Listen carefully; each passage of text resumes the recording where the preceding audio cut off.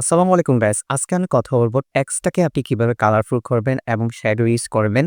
আর সবচেয়ে বড় কথা হলো কি আমরা যারা বিগিনার লেভেলে আছি আমরা যখন কালারটা সিলেক্ট করি লাল, নীল, হলুদ, গোলাপি এই কালারগুলো সিলেক্ট করি। যার কারণে আমাদের কালার টোনটা খুবই বাজে হয়ে যায়। সো আমরা কিভাবে নিজের ভিডিও থেকে বা আমাদের ভিজুয়াল বা বেরুল থেকে আমরা কিভাবে প্রফেশনাল একটা কালার সিলেক্ট করতে পারি সেটা আমি আজকের টিউটোরিয়ালে শেয়ার করব।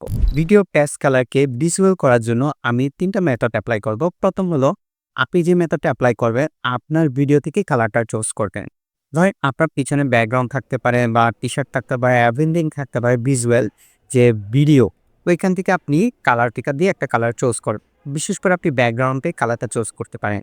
এখন চুজ করার পর আপনি যেটা করবেন এটা কিন্তু একটু লাইট দিয়ে নিয়ে যান। যখন একটা লাইটিং নিয়ে যাবেন তখন দেখবেন আপনার কালারের থিমসের সাথে ব্যাকগ্রাউন্ডের সাথে একটা ম্যাচিং হয়ে যাচ্ছে। Point number 1।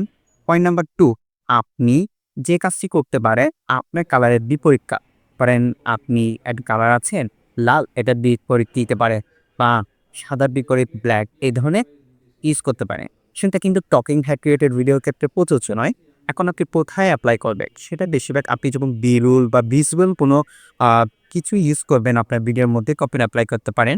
ধরুন একটা ব্যাকগ্রাউন্ড এপ্লাই করা। এই ব্যাকগ্রাউন্ডের বিপরীত কালারকে আমাকে চুজ করতে হবে। ধরেন আমার ব্যাকগ্রাউন্ডটা হলো আকাশী কালার। আকাশী কালার বিপরীত যে কালারটা হবে আমার টেক্সটটা হবে সেই কালার। সেটা আমরা ব্যাকগ্রাউন্ডে কালারে যদি সিলেক্ট করি তখন এটা দেখতে খুব ভালো লাগবে এবং আমরা ভিজুয়ালের ক্ষেত্রেও সিলেক্ট করতে পারি। ৩ নাম্বার পয়েন্ট গেল। এরপর ৩ নাম্বার পয়েন্ট। ৩ নাম্বার পয়েন্ট হলো কত নাম্বার পয়েন্টের সাথে ম্যাচিং।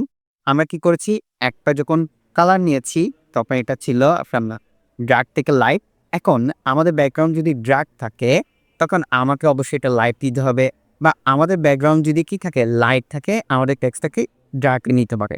সো এই ৩ টা মেথড যদি আপনি এপ্লাই করেন আপনার কালারের যে প্রবলেম আছে সেটা চলে যাক। সেই হিসাবে আরো কিছু বোনাস টিপস হলো আপনি টেক্সট টুলকে আরেকটু হাইলাইট করার জন্য একটু শ্যাডো ইউজ করতে পারেন। আবার দেখা যায় কি আমরা এমনভাবে শ্যাডোটা ইউজ করি অনেকটা বেশি হয়ে যায়। সো শ্যাডো ইউজ করার ক্ষেত্রে আপনাকে একটু মনে রাখতে হবে যাতে হালকা শ্যাডোটা যাতে ভিজুয়াল না হয়, বেশি দেখা না যায়।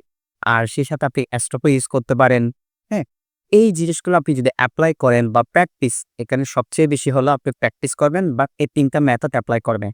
সো আপনি আপনার টেক্সটটাকে যদি প্রফেশনাল করতে চান অবশ্যই ৩ টা মেথড আপনাকে এপ্লাই করতে হবে যেগুলো আপনি আপনার ভিডিও থেকে কালারগুলো চুজ করবে। আর নেক্সট টিউটোরিয়ালে আমি আপনার সাথে আলোচনা করব কিভাবে আপনি আপনার ভিডিওর কালারকে প্রফেশনাল লুক করবে। সো আপনি কমেন্ট করে জানাতে পারেন আজকের ক্লাস থেকে আপনি কোন বিষয়টা শিখেছেন।